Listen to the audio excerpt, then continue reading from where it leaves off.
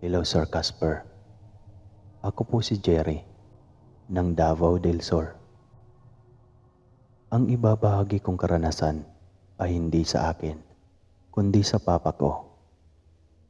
Nung maliit pa lamang kami, nangyari ito. Subalit, wala talaga akong natatandaan na nangyari iyon. At pag nag-iinuman sila, o di kaya ang topic nila ay kababalaghan, palagi itong nauupi ni Papa. At sa oras naman na marinig ko ito, kahit paulit-ulit, ay talagang kinikilabutan ako. Sa kapanahunan na medyo layo-layo pa ang bawat kabahayan sa amin, halos marami pang punong naglalakihan dati. Kumbaga, parang kagubatan pa kahit nasa tabi ka na ng highway nakatira. Si Papa noon ay masipag na talaga, lalo na pagdating sa palayan namin at mga gulayan. Nag-aalaga din siya ng mga iilang hayop namin, katulad ng baka at kalabaw. Naaalala ko pa noon, dati, na marami din kaming manok at kambing. Madaling araw pa lamang ay gumigising na si Papa noon para mag-igib ng tubig, at pagkatapos pwesto na niya yung mga alaga naming baka, at yung kalabaw naman ay hahanapan niya ng mga makapal na damo para madali lang itong mabusog. Pero sa oras ng gising ni Papa ay may pagkakataon talaga na may nagpaparamdam sa kanya. Subalit, binaliwala lang niya ito. At meron din naman siyang pangontra na habak nun na binigay daw sa kanya ni Lolo. Hanggang sa isang araw, summer daw ang mga panahon na yon, na parang papunta na sa El Nino. Kaya halos lahat ng mga damo ay nagkandamatay. Ang ginawa ni tatay daw noon ay naghanap siya ng mga puno ng saging na tiniba para pira-pirasuhin niya iyon at ipakain sa mga alaga namin. Subalit sa mga panahon na dumating ay mauubos ang mga saging pag iyon ang pinagtiyagaan nila. Kaya naisip ni Papa at ilang mga kapitbahay namin na dumayo pa sa ibang lugar para magbakero. Ang bakero po ay Bisaya term. Ang ibig sabihin nun, babantayan mo ang isang alaga mo para mabusog agad ito, at para na din maiwasan na kumain ito ng mga saging o anumang pananim na pagmamay-ari ng iba. Isang araw daw, nagkaroon ng libreng oras si Papa para maglibot at maghanap ng mga makapal na damuhan. May mga iilang nakita naman siya at tinandaan niya ang mga iyon. Sa ilang oras niyang paglalakad ay nakarating siya sa kabilang baryo, at sa sityo ng baryong iyon ay bilang lang talaga ang mga kabahayan doon. Pero tuwang-tuwa daw si Papa kasi sobrang dami daw ang makakapal na damo doon. Dahil doon, nagpasya na siya na uuwi muna. Pagka-uwi niya sa amin, pinuntahan niya ang mga iilang kapitbahay namin, pati sila mga tito ko, at inaya ni Papa na doon sila magbakero. Lahat ng niyaya niya ay pumayag naman. Wala naman daw kasi silang magawa sa kapanahunan na yon, kasi walang gawa sa bukid at pangingisda lang ang libangan nila, at iyon nga ang mag-alaga din ng mga hayop. Nag-usap sila mga bandang 4:00 ay doon sila magkita-kita sa bukana ng gubat papasok sa kabilang baryo na sinang-ayunan naman ng lahat. Ang saya pa nga daw nilang nagkukwentuhan nun nung hapon na yon. Kasi napagkasunduan din pala nila na magdala sila ng kanya-kanyang baon at doon na sila mag-almusal.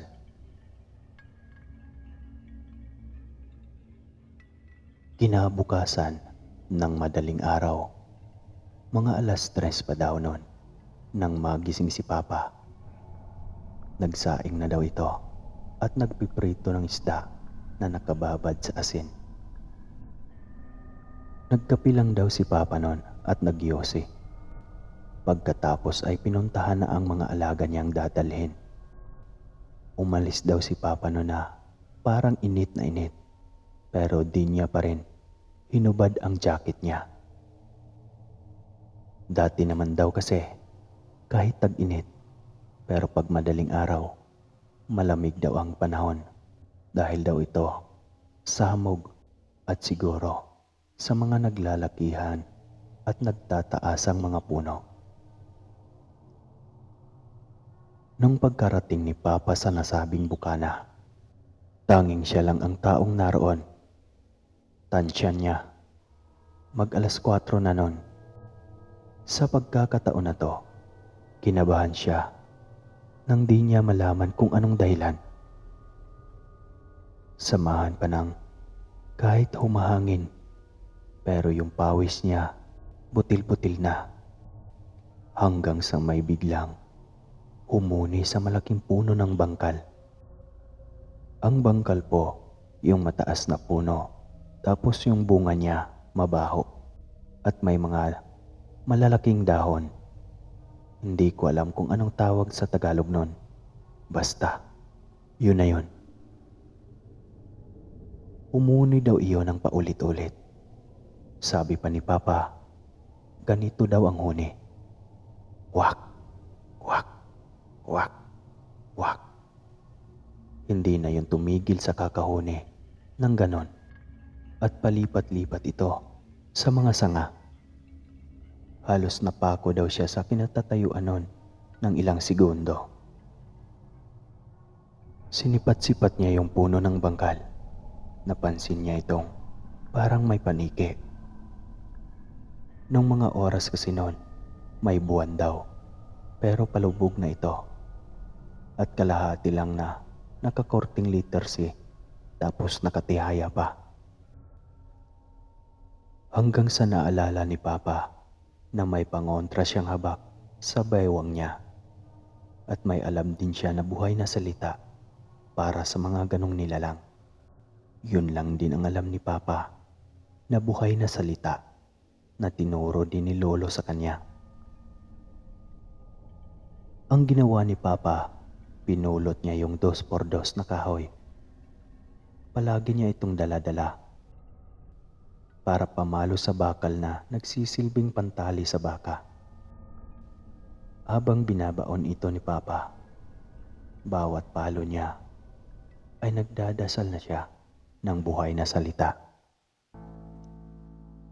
Nung umpisa, mahina lang muna sa pagsambit si Papa sa orasyon. Patagal ng patagal daw. Parang naging agresibo daw ang ibon at paikot-ikot daw ito sa ere. Sa totoo lang, natakot daw si Papa noon nung mga oras na yon. Kaya hindi niya namalaya na halos isigaw na niya yung orasyon na sinasambit niya. Patuloy pa rin daw siya sa pagpalo ng bakal. Kahit kanina pa daw iyon, baon na baon sa lupa. Sinadya din niya na lakasan yung boses niya. Ganon din ang pagpalo para makapukaw siya ng atensyon sa ibang tao. Pero wala talaga. Yung mga kasamahan din niya ang tagal dumating. Mabilis lumipas ang ilang minuto nang biglang nabagsak yung ibong malaki at nangisay daw ito. Yung para bang babawian na ng buhay, tapos pinilit na lumaban para sa sariling buhay niya. Hindi daw makatingin ng diretso si Papa. Sinipat-sipat niya ito at mahigpit na nakahawak sa 2x2. Anumang oras ay alerto siya. Hanggang sa tumigil ito sa kakangisay at ang lumalabas na boses dito tanging eh. Yun na lang. Hanggang tuluyang natahimik. Kasabay noon, parang umaliwalas ang paligid at tanging mga kuliglig na lang ang naririnig ni Papa. Hindi na daw umalis si Papa kung saan siya nakapwesto. Umupo na lang daw siya at nagyoyose. Sa sobrang nervyos daw ni Papa, patay sindi siya sa sigarilyo. At ilang minuto lang ang nagdaan. Sunod-sunod na dumating ang mga kausap ni Papa kahapon. Kwento niya ang nangyari sa kanya sa mga kasama niya. Tapos, inilawan ng isa sa mga kasama nilang may flashlight. Pagkakita nila dito, laking gulat daw nila sa itsura ng ibon. Yun daw ang unang kita nila sa ibon na yon. Kasing laki daw ito ng inahing manok, tapos purong itim yung balahibo nito na nakasaklob sa kanya. Yung bandang dibdib nito ay may dark brown at may nakahalo din na itim-itim. Hindi na daw tumuloy sila Papa noon at nagpasya na lang sila na umuwi. Tapos dinala nila yung ibon. Pagkarating daw sa bahay namin, ay agad na naghukay si Papa ng hanggang tuhod lang. Kumuha siya ng mga patay na kahoy. Ipinasok niya ito sa hukay. Matagal pa bago nalagay sa hukay yung ibon. Kasi marami daw nagsipuntahan sa amin nun para magpusisa. Halos karamihan daw ng matatanda sa amin ay iisa lang ang duda nila. Ibon daw iyon ng wakwak o aswang. Nung tuluyan ang sumikat ang araw, doon na nila ito inumpisahang sunugin. Nung nasa kalagitnaan na daw ng pagsusunog, ay kakaiba yung amoy ng ibon. Yung para bang nabubulok na karne, tapos inihaw mo. Talagang nakakabaliktad sikmura daw. Nang tuluyan ng matupok ng apoy ang katawan ng ibon, tinabunan na ito ng lupa. Tapos, pakiusap ng mga nakakatanda sa amin na kung maaari ay wag na muna nilang ipagsabi kahit kanino, lalong-lalo na sa mga taga-ibang baryo. Baka may makabalita daw kasi nakalahi ng aswang at babalikan pa sila. Pagkalipas ng 3 araw, katanghalian noon, nang may biglang sumulpot sa aming baryo na matandang babae. May hinahanap itong ibon na alaga daw niya. Inilarawan nito ang itsura ng alaga at tugmang-tugma doon sa nahuli nila Papa. Ang tanging sagot na lang ng taga sa amin, kabilang si Papa, ay hindi namin alam.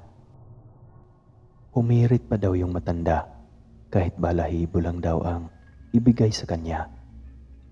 Sila Papa naman ay sinang-ayunan na lang nila. Ang sipag pa nga daw ng matanda na nagpunta sa bawat tahanan para lamang ipagtanong yung ibon. Pero maski isa ay walang nakapagturo sa kanya o nagsabi man lang ng totoo. Ayon pa ng taga sa amin ay nakakaawa daw yung itsura ng matanda. Mangiyak-ngiyak daw ito at mukhang pagod na pagod. Pagkaraan daw ng 1 linggo, yung matanda binawian na ng buhay. Wala naman daw itong kamag-anak at walang nakakakilala nito. Ang ginawa na lang daw ng taga-kabilang barangay ay nagtulong-tulong sila na ilibing na lang ito sa lalong madaling panahon. At hanggang dito na lang po. Maraming salamat po sa lahat ng nakikinig. Jerry po ng Davao del Sur.